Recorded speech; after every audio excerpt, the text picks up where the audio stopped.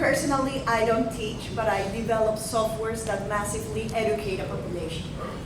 So when COVID came, actually it was my brightest spotlight, I will say, because all the institutions had the chance to go digital, right? At least they tried to do it, right? So we had universities that had always taught in classrooms trying to teach in a digital way. And we also had like these huge institutions that normally have MOOCs trying to teach in a deeper way. Both of them face different challenges, and the reality is that teaching online is not easy, but it's the challenge that we are facing now with COVID. Why is it so challenging?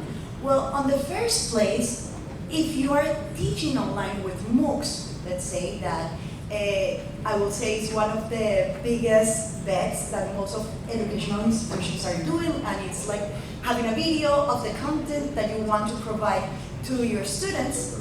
Reality is that only the people that already has a structural way of learning and that already know how to learn and are more educated are the ones that are really taking advantage of these videos. They are the ones that have the discipline to turn on the computer and see an entire educational video.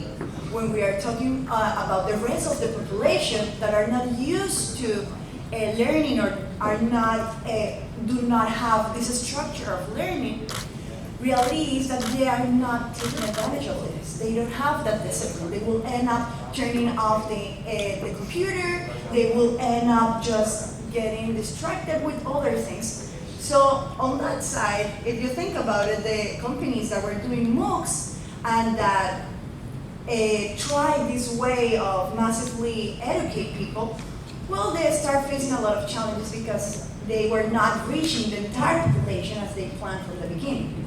On the other side, institutions that said, okay, let's go live, let's do a Zoom meeting, let's try to put the professor in front of a camera and try to reach the students, they start realizing that in order to do a Zoom meeting, we are requiring for the professors to be like rock stars. We are requiring them to be good with the camera. And that's a completely different skill set than when we were teaching at the classrooms. So, totally different challenges. Personally, I found, as I said in the beginning, I found myself in a really good spot because we were in the digital setting like a long time before. So things to think about when you are implementing an educational program online and to succeed now in COVID times.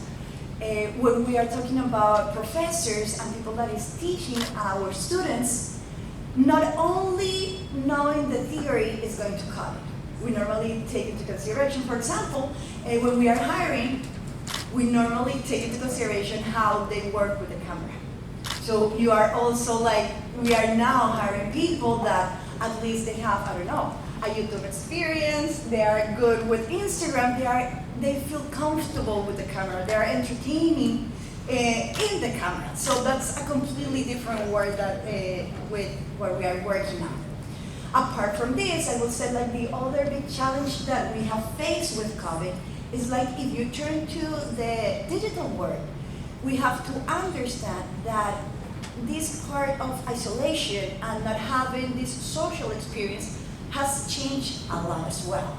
So you have to invest many resources and purposely design programs where they have spaces where your students can talk to each other, where they can interact. Because if not, you are creating an experience that is only the computer and the student. And that experience will end up isolating the student at the end, and that's something that none of us will want from our students. So yes, that will be the challenges and the opportunities that I have realized that are coming now with COVID and new programs in the digital world.